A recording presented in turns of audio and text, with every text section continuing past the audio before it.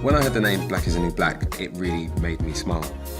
I think we're on the edge of a revolution. We have our own thing, and it's really rich. We're the influencers, the tastemakers.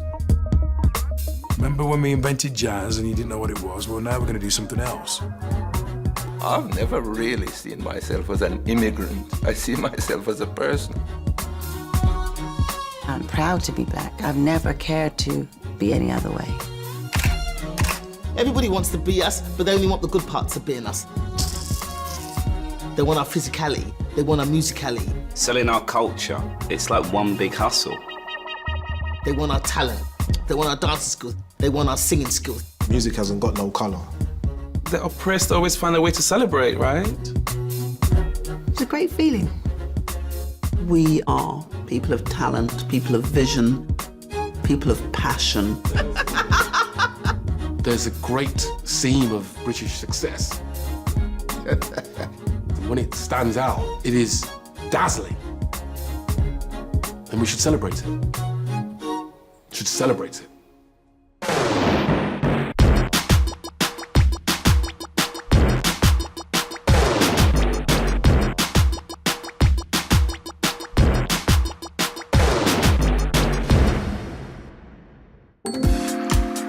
Can I ask why you agreed to take part in this show?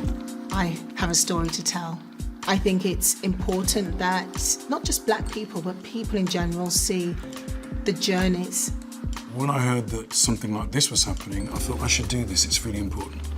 Anything that documents our existence is important. I heard the concept, and as a black woman being born in this country, I said I definitely want to be part of that. I'm glad that a show like this is happening. Voices need to be heard. People don't hear us talking like this.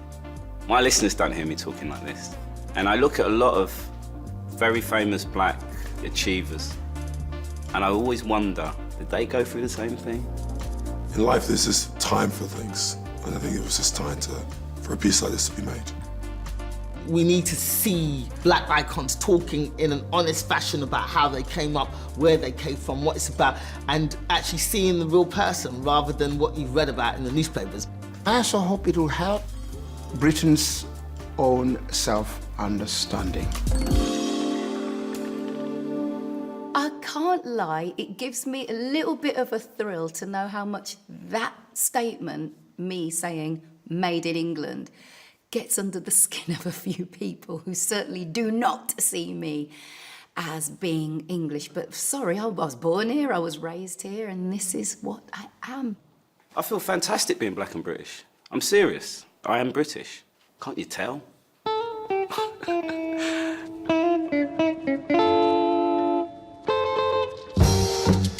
For me, Britain's important because I raised and I'm born here.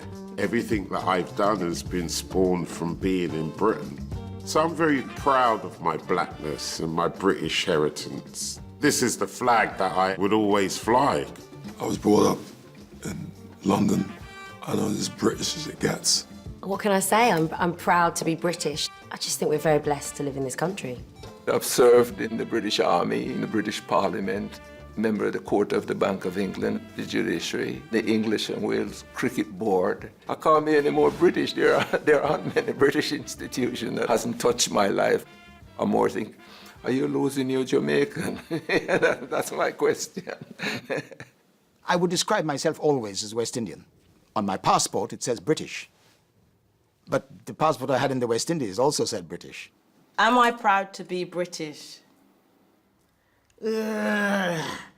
For many years when I was growing up, the society that you were in said very clearly, if you are black, you are not British. I didn't feel really British until in my 30s. I've never really felt British. Is the truthful answer. When a group of friends go to a friend's house and the dad doesn't let you in because your skin's a different colour, you don't feel like you belong. People are always asking you, no, but where do you really come from? Some people think in this country I'm American, which bugs me. I've often felt like I've had to prove myself more in my own country than anywhere else. I still feel that way.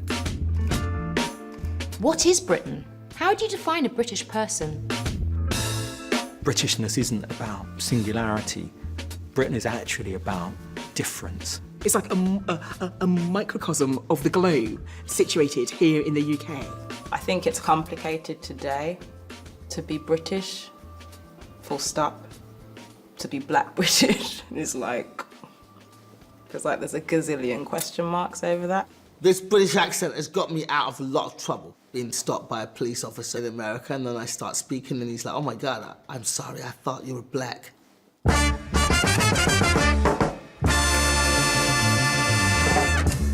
The first time I really started thinking, man, I'm British was the Olympics. It's one of those rare British events where I recognise myself. Oh, there was Dizzy Rascal, the representation of Britain. For the first time in my life, on television, I felt that I was being represented as a British person. It was a real high point. The first time on a global stage where the black British experience was expressed as a vital part of British identity. This is a picture of me in full flight, singing the closing song of the Paralympic opening ceremony. And at that precise moment, and for the 10 minutes that I was on that stage, I became the symbol of what modern Britain is. Me, just me. Black athletes wrapping themselves in the Union Jack. And I see them people cheering for Mo Farah, and it didn't matter where he was from. And I was like, man, this is what I'm talking about. It has left a real good feel factor around us at the moment, you know, and that's great. And that does in itself bring community, but we need it on a wider scale. It can't just be sport. I always used to say to myself, oh, I don't have any heroes. I don't have this one person that I look to. Actually, when I reflect on it further, in fact, I have many people. I think the figures that have been most inspirational to me are the ones who are most fully themselves. Because in the end, that's what I think anyone can aspire to be. And there's a wonderful African saying again, the person who stands out in a crowd, they're doing so because they're being carried on the shoulders of others. When Obama was thinking of standing for president, Michelle said to him, because she wasn't keen, what will you achieve? And he said, at least they will look at us differently. I sat up all night watching Obama's election. Sat up all night. It was one of those moments, I think, when you sit up and you watch history. I think everyone's aspiration levels went higher, basically. Everyone around the world, even in the depths of Africa, I think people were like, damn, if Obama can be president, shit, I can at least do something. I remember sitting my son down when Obama was inaugurated. And I sat there, tears streaming down my eyes. I said, Miles, you've got to look at this. You've got to look at this. He didn't really feel the significance, because as far as he's concerned, the #1 tennis players in the world were black. There's a black racing driver. There's a, what are you talking about, Dad? Well, you know, it's a different world, that kind of vibe. And I'm like, no, this is seismic. This is a huge moment. You don't understand. In my life, I never thought I'd see this. Do you know what I mean? I cried. Because it gave me hope that the world is changing, that black people are moving forward and upwards. I believe we live in a day and age now where anything can happen. There was a massive thing around Barack Obama becoming president, so I don't see why there couldn't be a black prime minister. I don't see why not. It wasn't just Obama, it was the black family. It was thousands of people cheering the black family. That's what really just blew me away. The confidence they had. And that people were cheering them, celebrating them. It's wonderful to see. Inspirational. So now we've had the black president, albeit at a time when everything's falling apart. What's he going to do? Use gaffer tape and stick it all together? People thought that when Obama became president, yay, racism's going to end. and stupid people, they're like, what are you talking about? How could there still be racism? We have a black president. It's actually got worse because the racists got angrier. They were furious and they're still furious, and it hasn't helped us at all, unfortunately. It's amazing for kids coming up. They'll never know of a life where you couldn't be a president as a black man, which is a beautiful thing. When I became a professional footballer, I thought the highest accolade I could get was to represent my country. I always remember my dad telling me a story about one of his friends going to a pub and me scoring for England. And there was a group of guys who didn't celebrate. And he asked them why. He said, why, it's just school, why are you not scared to celebrate? He's black. We don't celebrate when black people score for England. Wow, that's hard to take. Because here you are representing the country that you feel that well, I was born here, I'm British, but still you're not accepted by some. And from one level, I'm thinking I'm at the pinnacle here, but then I've been just shot right back down here again, and almost like put back into my place.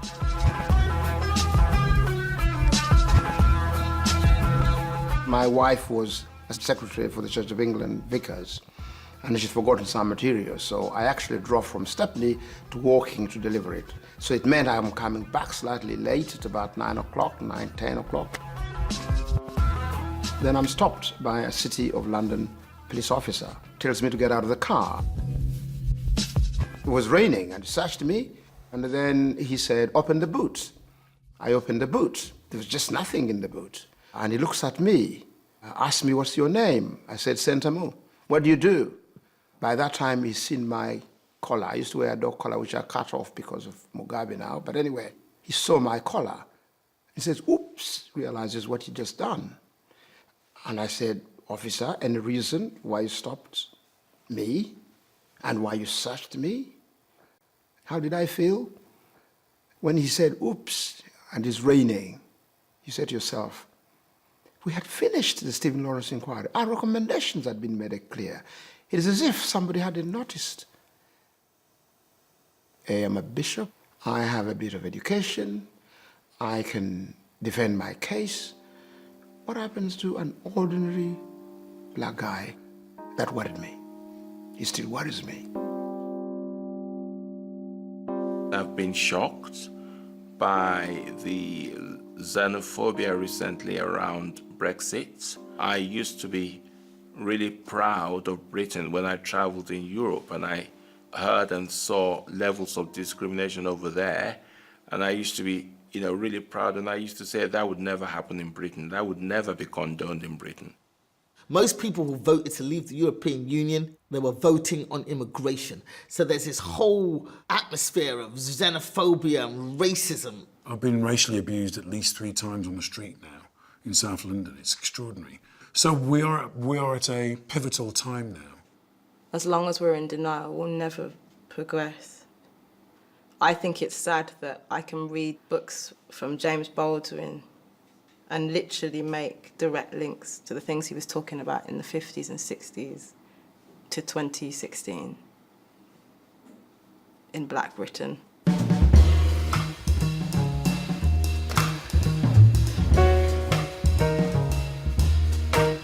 Every country is based on flows of people. Every country is based on cultural shifts. And, the reason I've lived in Britain all my life is actually because it's been more open to that than many other countries. I think Britain's, in fact, an incredible place because short of the Brexit vote, our entire trajectory in post-war times has been towards an embrace of difference and diversity. I think immigration, different sets of people coming together and living together, not always happily, has made Britain all the stronger, all the better, all the more exciting, all the more significant internationally as a place to live, because we have this conversation that takes place all the time about who we are. There are lots of white people with whom I have more in common than lots of black people. To be working class and white in Britain and to feel that you've been overlooked undermined, forgotten, disparaged. And they're angry. They're angry that they haven't got jobs. They're angry that their industries have gone. They're angry that their politicians don't stand up for them. I actually have some sympathy for that. The place where I depart is, well, who's to blame for that? And of course, there are some people who will blame the visible other or the audible other, someone that they can hear speaking a different language, someone who's wearing a hijab or a niqab. I'm pretty sure that those Roma children or that Muslim woman did not trade in credit default swaps that crashed the economy and drew all the money out of the local council that means that you're no longer getting the disability services that you require. I'm sure it wasn't her. I think in that dialogue, the issues of specifics relating to black Britons perhaps has been a bit lost. We always used to be part of the working class and Labour. I think those boundaries have gone now. And perhaps many of us are now maybe more aspirational, maybe identify with just a different political idea.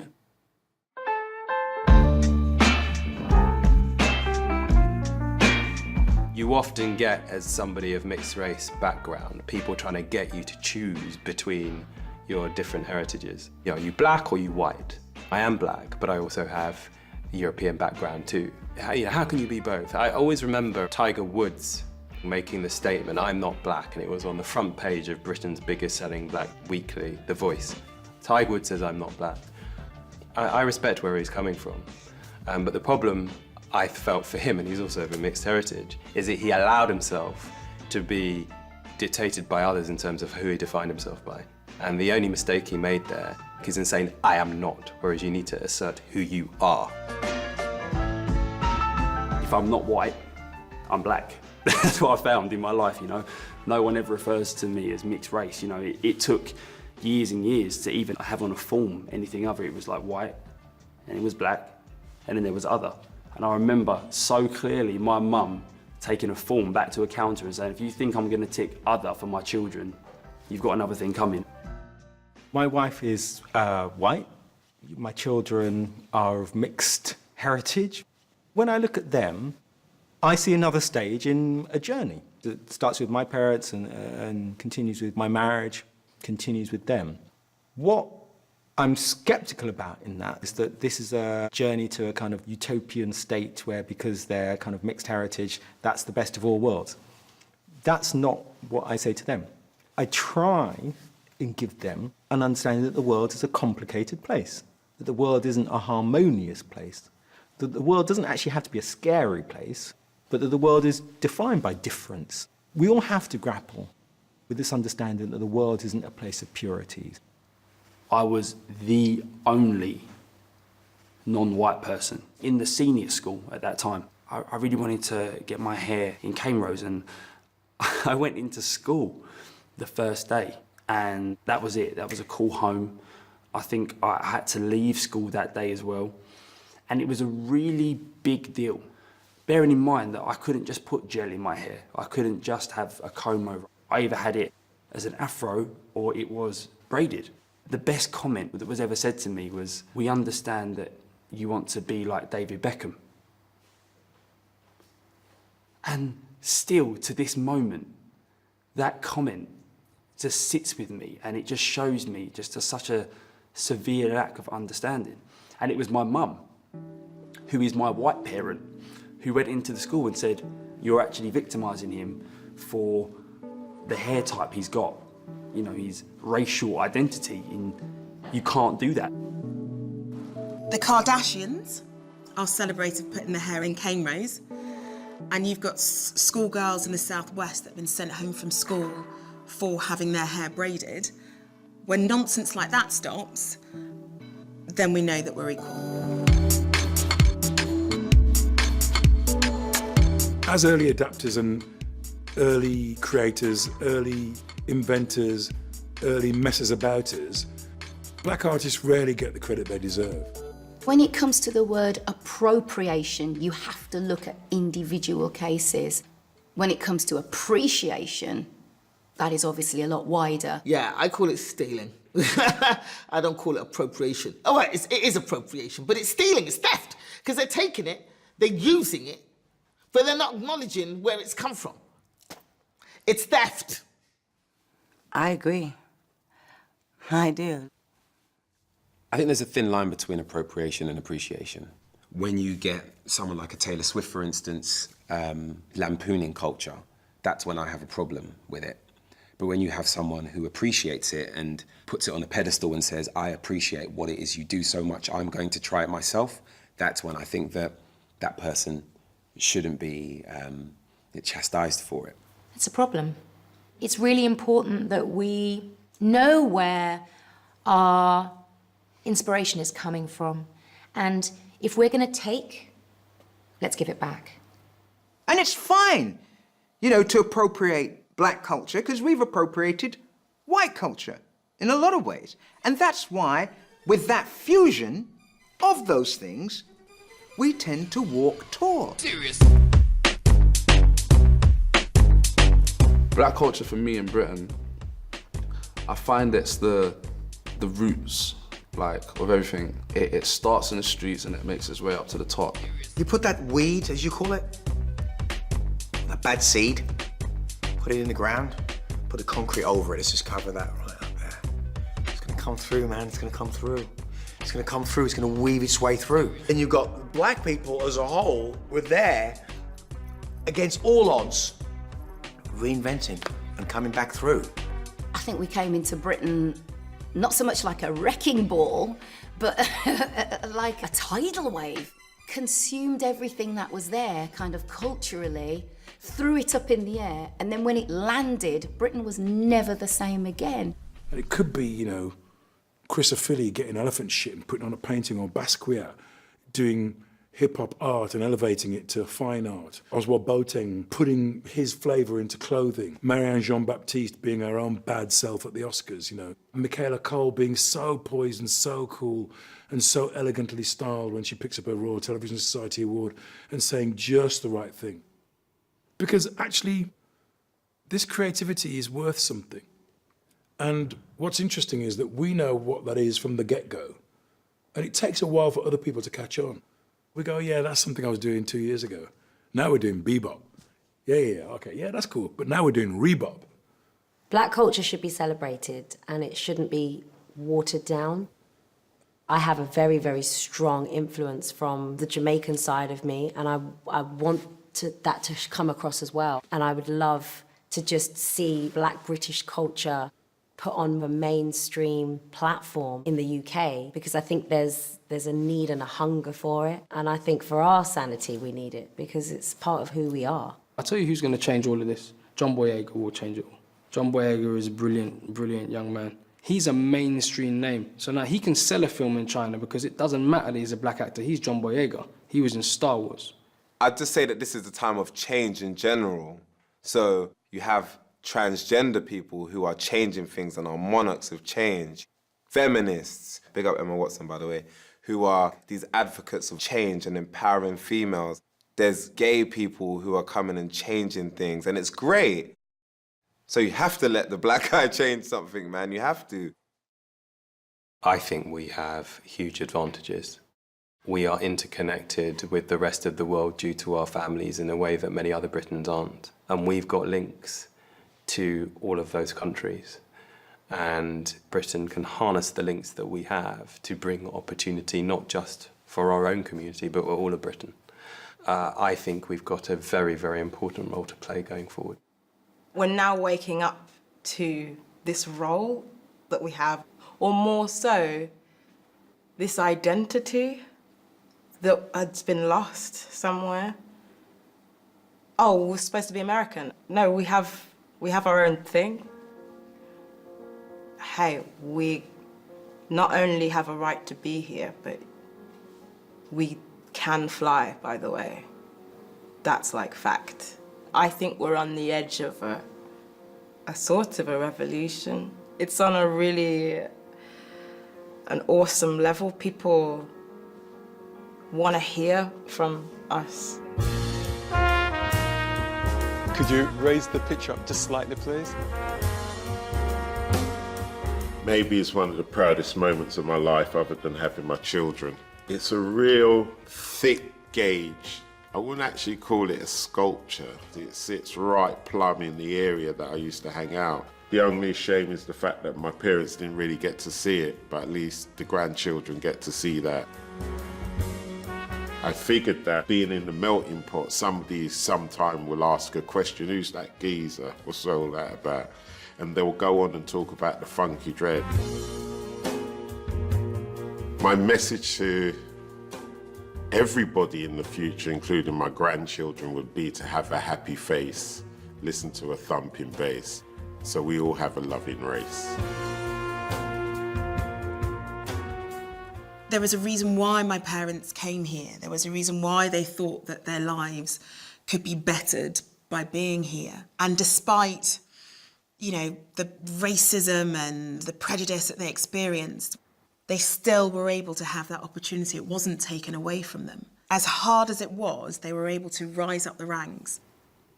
With both my parents, actually, I feel like I'm continuing their journey, which I think is what we're all doing. I was talking to my dad, and he was like, this is when everything has started to make sense with my children. Like, this is now when it has made sense. We're in an interesting time right now.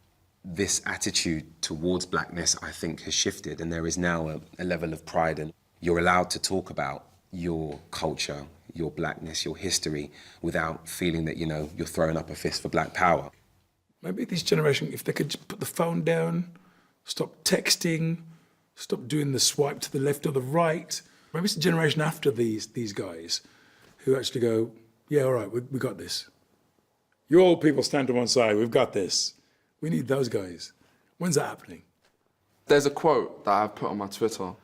There are those who think of the way things are and ask why, but I say dream of things that never were and ask why not.